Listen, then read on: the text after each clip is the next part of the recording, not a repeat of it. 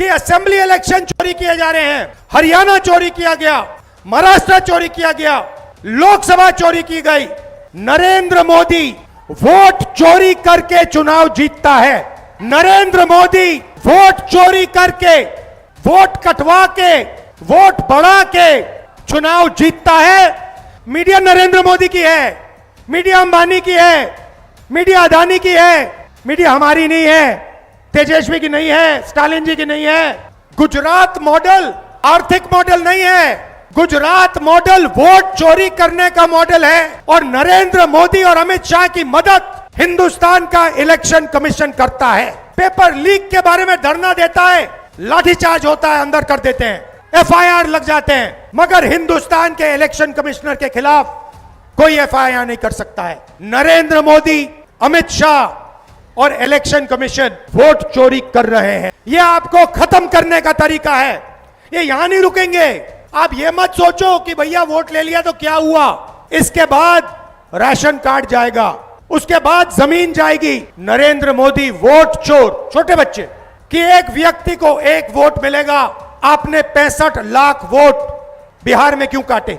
BJP के खाते में जाते हैं और उन वोटों से बीजेपी चुनाव जीतती है। कि भारत माता की आत्मा को चोट पहुंचाएंगे तो ये इस देश को, इस देश के जनता को, इस देश के युवाओं को नहीं समझे हैं। अंग्रेजों को बिहार ने ही हराया था, चंपारण में बात शुरू हुई थी। वैसे ये जो वोट चोरी की जो आग है, ये बिहार में फैल गई है और अब बिहार से पूरे हिंदुस्तान में फैलेगी। दलितों का वोट कट रहा है, पिछड़ों का वोट कट रहा है, ईबीसी का वोट कट रहा है, अल्पसंख्यकों का वोट कट रहा है। मतलब हिंदुस्तान के गरीब लोगों का वोट कट रहा है। अंबानी का नहीं कट रहा, अदानी का नहीं कट रहा। आपने इस यात्रा में हमारी मदद की, अपनी शक्ति आपने यात्रा में डाली और यात्रा पूरे बिहार में यात्रा ने पूरे बिहार में लोगों के जबानों पर, बच्चों के जबानों पर एक नारा, वोट चोर, वोट चोर। अभी मैं आ रहा था, छोटे छोटे बच्चे थे, छोटा सा ग्रुप था। मैं वहां से निकला, मेरी ओर देखा और कहा, नरेंद्र मोदी वोट चोर। छोटे बच्चे, 6-6 साल के बच्चे अब बात समझ गए हैं कि हिंदुस्तान में वोट चोरी की जा रही है। अब देखिए, कुछ समय पहले अमित शाह ने कहा कि बीजेपी 40-50 साल अब राज करेगी। याद है आपको? अब राजनीति में कल क्या होगा किसी को नहीं मालूम, मगर अमित शाह को 40 साल की राजनीति मालूम है। कैसे? वोट चोर। इलेक्शन आता है, ओपिनियन पोल आते हैं और उसमें ओपिनियन पोल हमारे जो मीडिया वाले कहते हैं, हरियाणा में कहा कि कांग्रेस पार्टी जीतेगी। नरेंद्र मोदी और अमित शाह कहते हैं बीजेपी जीतेगी और आंकड़े देते हैं 300 पार। 2014 में, 2019 में ओपिनियन पोल कुछ और कह रहे थे। नरेंद्र मोदी जी 2019 के चुनाव के बाद रिजल्ट आने से पहले प्रेस कॉन्फ्रेंस करते हैं, कहते हैं 300 सीटें आएंगी। हिंदुस्तान के सारे पोलस्टर कुछ और कह रहे हैं, ओपिनियन पोल कुछ और कह रहे हैं। नरेंद्र मोदी कहता है 300 सीट आएंगी, कितनी आई? 300 आई। क्यों? वोट चोर। भाइयों और बहनों, सच्चाई है कि ये पहले गुजरात में शुरू हुआ, ये 2014 से पहले गुजरात में शुरू हुआ और 2014 में नेशनल लेवल पे ये लोग इसको लाए। गुजरात मॉडल आर्थिक मॉडल नहीं है, गुजरात मॉडल वोट चोरी करने का मॉडल है। और इस मॉडल को ये 2014 में नेशनल लेवल पे लाए। आप देखिए, मध्य प्रदेश का चुनाव चोरी किया, हरियाणा का किया, महाराष्ट्र का किया। हम कुछ बोलते नहीं थे क्योंकि सबूत नहीं था, मगर महाराष्ट्र में सबूत मिल गया।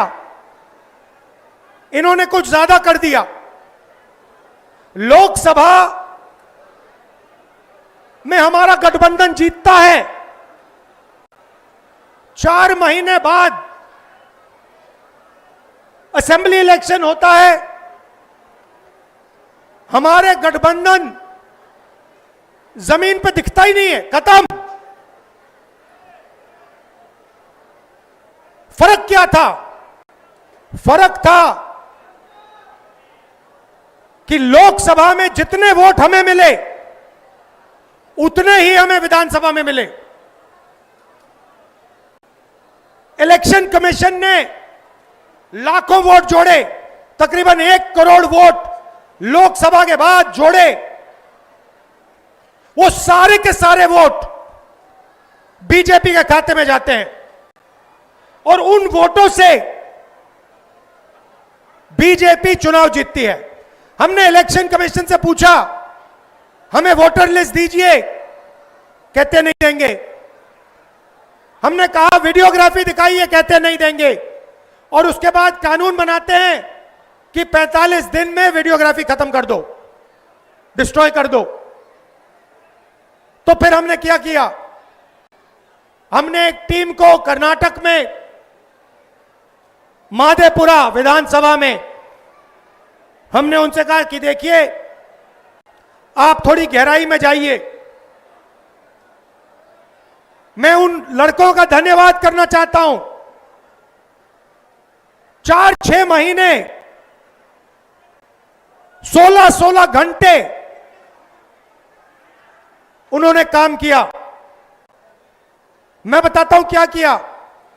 इलेक्शन कमीशन ने हमें पोलिंग के टाइम लिस्ट देते हैं, कागज की लिस्ट,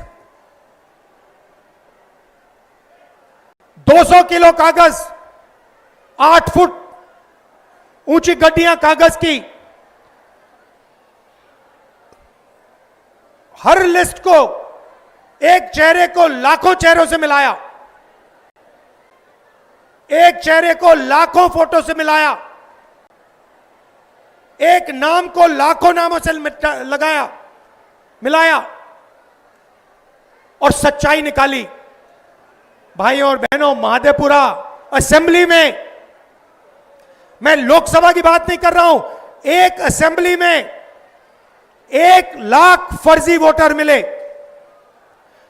कोई 4-5 बार वोट कर रहा है, अलग अलग पोलिंग बूथ पे नाम है। एक घर में 70-80 लोग हैं, एक बेडरूम का घर है। हमने लोग वहां भेजे, वहां पे 4 लोग रहते हैं। हमने पूछा, भैया ये 70 लोग कौन है? ऐसे कोई नहीं है यहां पे। डुप्लीकेट नाम, हजारों डुप्लीकेट नाम, 1 लाख फर्जी वोट। भाई और बहनों, माधेपुरा में 7 असेंबली है, 6 में कांग्रेस जीतती है।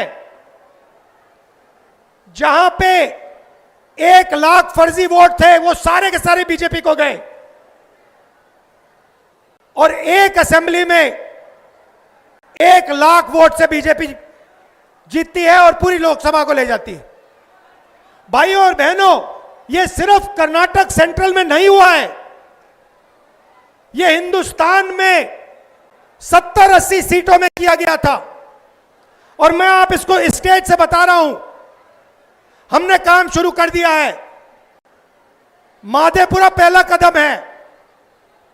हम आपको दिखाएंगे कि असेंबली इलेक्शन चोरी किए जा रहे हैं, हरियाणा चोरी किया गया, महाराष्ट्र चोरी किया गया, लोकसभा चोरी की गई। हम दिखाएंगे आपको सबूत के साथ, जैसे हमने माधेपुरा में दिखाया, सबूत के साथ हम आपको दिखाएंगे।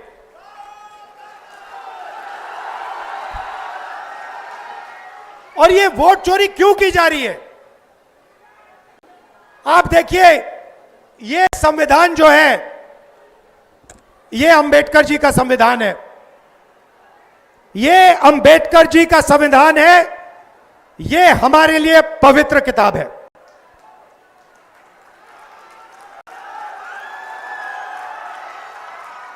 इसको दुनिया की कोई शक्ति नहीं छू सकती है। इसमें लिखा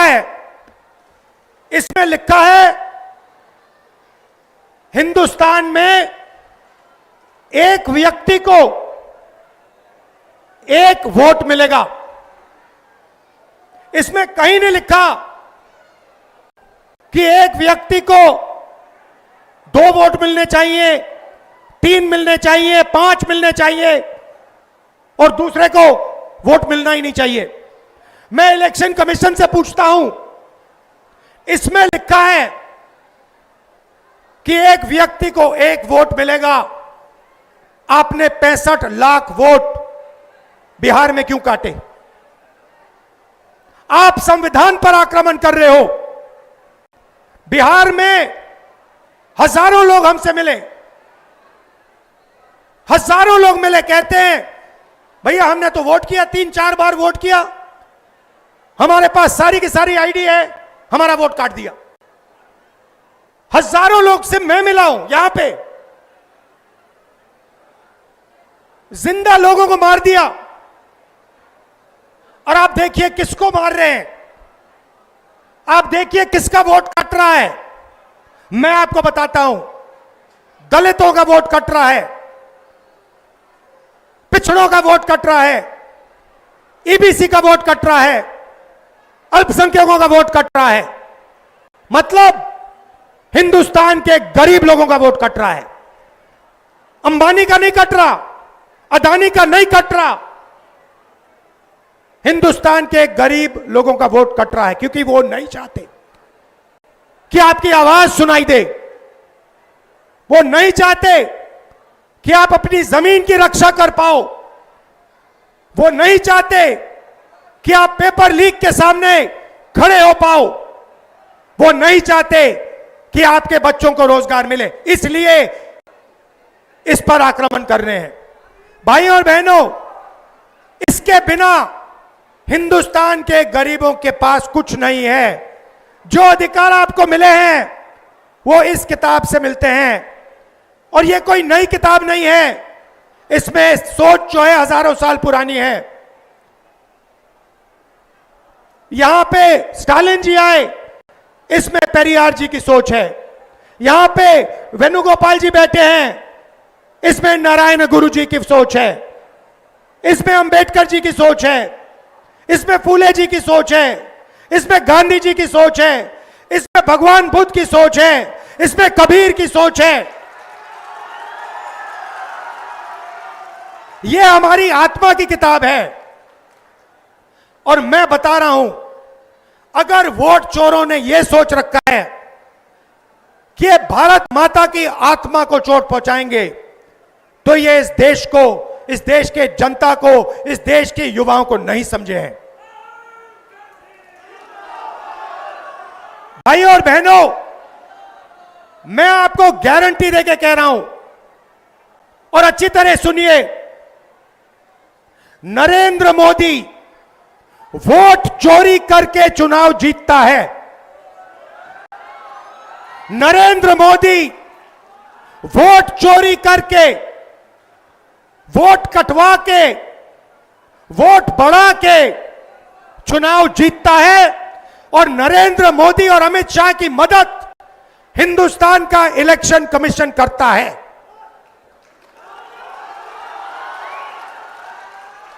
और सुनिए, 2023 में जब हमें बात समझ आनी शुरू हुई, जब हमें सबूत मिलना शुरू हुआ, एक नया कानून आता है। लोकसभा में, राज्यसभा में चुप्पे चुप्पे एक नया कानून आता है, पास हो जाता है, किसी को नहीं पता, दिन में पास किया जाता है। पता है क्या कानून था? कानून था कि कुछ भी हो जाए, इलेक्शन कमिश्नर कुछ भी कर दे, उनके खिलाफ कानूनी कार्रवाई नहीं की जा सकती। अब आप मुझे बताओ, ऐसे कानून की क्या जरूरत? अगर ईमानदारी से इलेक्शन कमिश्नर काम कर रहा है तो ऐसे कानून की क्या जरूरत? भाइयों और बहनों, किसान को पीट कर जेल में डाल देते हैं, मजदूर को 2 जूते मारकर जेल में डाल देते हैं, युवा पेपर लीक के बारे में धरना देता है, लाठीचार्ज होता है, अंदर कर देते हैं, एफआईआर लग जाते हैं। मगर हिंदुस्तान के इलेक्शन कमिश्नर के खिलाफ कोई एफआईआर नहीं कर सकता है, कोई कानून नहीं एक्शन ले सकता है। क्यों? इसका एक ही कारण है, ये लोग नरेंद्र मोदी की वोट चोरी में मदद कर रहे हैं। और वोट चोरी हिंदुस्तान के ईबीसी, दलित, ओबीसी, अल्पसंख्यक और गरीब जनरल कास्ट के खिलाफ आक्रमण है। यह आपको खत्म करने का तरीका है। ये यहां नहीं रुकेंगे। आप ये मत सोचो कि भैया वोट ले लिया तो क्या हुआ, इसके बाद राशन कार्ड जाएगा, उसके बाद जमीन जाएगी। और जो आजादी से पहले समय था, जहां आपका अपमान किया जाता था, आपको कोई अपॉर्चुनिटी नहीं मिलती थी, आपको शिक्षा नहीं दी जाती थी, आपके माता पिता, उनसे पूछिए आजादी से पहले क्या होता था। जो राजा चाहता था कर लेता था, जो भी मन में आता था वो कर लेता था, जमीन अच्छी लगी जमीन ले लेता था। यह किताब, इस सोच ने हिंदुस्तान को बदला था और यह एक बार फिर आजादी से पहले के हिंदुस्तान में हमें ले जाना चाहते हैं। भाई और बहनों, 2 चीजें मैंने नरेंद्र मोदी के सामने मुंह पे बोल दी हैं और मैं गारंटी देके आपको कह रहा हूं, ये जो 50% की रिजर्वेशन की दीवार है, इसको कांग्रेस पार्टी लोकसभा में चूरा चूरा तोड़ के फेंक देगी।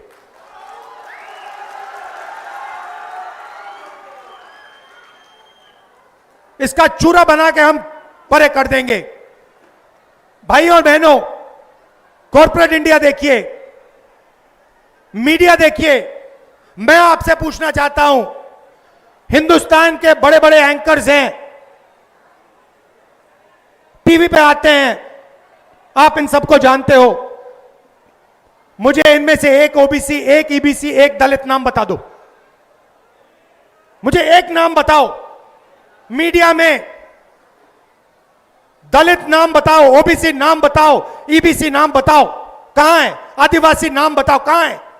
एक भी नहीं है। और ये नैरेटिव बनाते हैं। आप देखना, यहां पे करोड़ों लोग आए हैं यात्रा में, मीडिया कुछ नहीं दिखाता, कुछ नहीं दिखाता। ट्रंप ने आज कहा, सुनिए, ट्रंप ने आज कहा कि जब हिंदुस्तान पाकिस्तान का युद्ध हो रहा था, मैंने फोन उठाया और नरेंद्र मोदी से कहा कि सुन, ये जो तू कर रहा है इसको 24 घंटे के अंदर बंद कर। और नरेंद्र मोदी ने 24 घंटे में नहीं, 5 घंटे में सारा का सारा रोक दिया। मीडिया नहीं कहेगी भाइयों बहनों, मीडिया नरेंद्र मोदी की है, मीडिया अंबानी की है, मीडिया अदानी की है, मीडिया हमारी नहीं है, तेजस्वी की नहीं है, स्टालिन जी की नहीं है, आदिवासियों की, दलितों की, पिछड़ों की, ईबीसी की नहीं है। मीडिया छोड़िए, कॉर्पोरेट इंडिया देखते हैं। अदानी, अंबानी, टाटा, बिरला, मुझे बताओ इनमें से ईबीसी कौन है, दलित कौन है, आदिवासी कौन है, पिछड़ा कौन है, नाम बताओ। एक नाम नहीं मिलेगा। जुडिशरी में देखो, आदिवासी नाम, दलित नाम, पिछड़ों का नाम बता दो, एक नहीं मिलेगा। प्राइवेट अस्पतालों की मालिक की लिस्ट निकालो, वहां नहीं मिलेगा। शिक्षा की संस्था, यूनिवर्सिटी, कॉलेजेस, इनकी लिस्ट निकालो, वहां नहीं मिलेगा। आप हो ही नहीं कहीं। 90% हिंदुस्तान कहीं है ही नहीं। इसीलिए ये वोट चोरी कर रहे हैं, क्योंकि ये जानते हैं जिस दिन आपकी आवाज ठीक से सुनाई दे गई, उस दिन हिंदुस्तान बिल्कुल बदल जाएगा। इसीलिए दूसरी बात मैंने नरेंद्र मोदी से कही, सामने जाति जनगणना हिंदुस्तान में होगा, दूध का दूध, पानी का पानी होगा।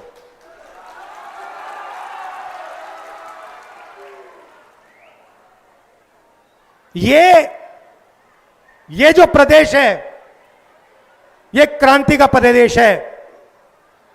अंग्रेजों को बिहार ने ही हराया था, चंपारण में बात शुरू हुई थी। वैसे ये जो वोट चोरी की जो आग है, ये बिहार में फैल गई है और अब बिहार से पूरे हिंदुस्तान में फैलेगी। आप देखना क्या होता है, क्योंकि पिछले 10 साल से पूरे हिंदुस्तान का बेवकूफ बनाया जा रहा है, और हम सबूत के साथ आने वाले समय में आपको दिखा देंगे।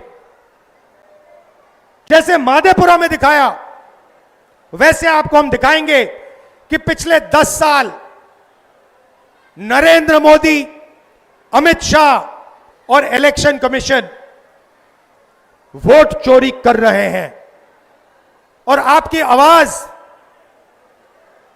आपके दिल की आवाज को दबा रहे हैं। आप सब आए, आपने यात्रा की मदद की, आपने हम सब की मदद की, दिल से मैं आपका धन्यवाद करता हूं। आपके बिना, आपकी शक्ति के बिना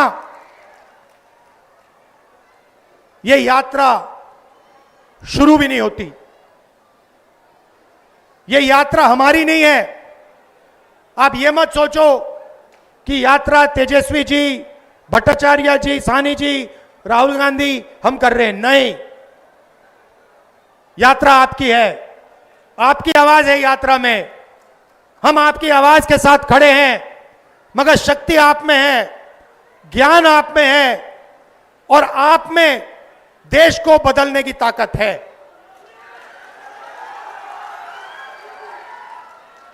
बिहार के युवाओं से मैं कहना चाहता हूं,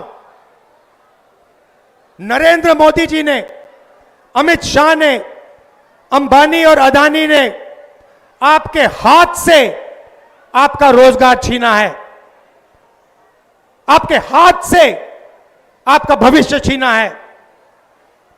बिहार को रोजगार की जरूरत है, बिहार को बदलाव की जरूरत है, बिहार को प्रगति की जरूरत है। वोट चोरी रोकना प्रगति और रोजगार के लिए पहला कदम है। आप सबका फिर से धन्यवाद करता हूं। मेरे भाई स्टालिन जी का धन्यवाद करता हूं, इतनी दूर से आए, गर्मी में हमारे साथ चले, दिल से धन्यवाद करता हूं। तेजस्वी जी का, साहनी जी का, भट्टाचार्य जी का, राजेश राम जी का, शकील अहमद जी का, कांग्रेस की टीम का। आपने पूरा दम लगाया और यात्रा को सक्सेसफुल बनाया। धन्यवाद। जय हिंद, जय बिहार।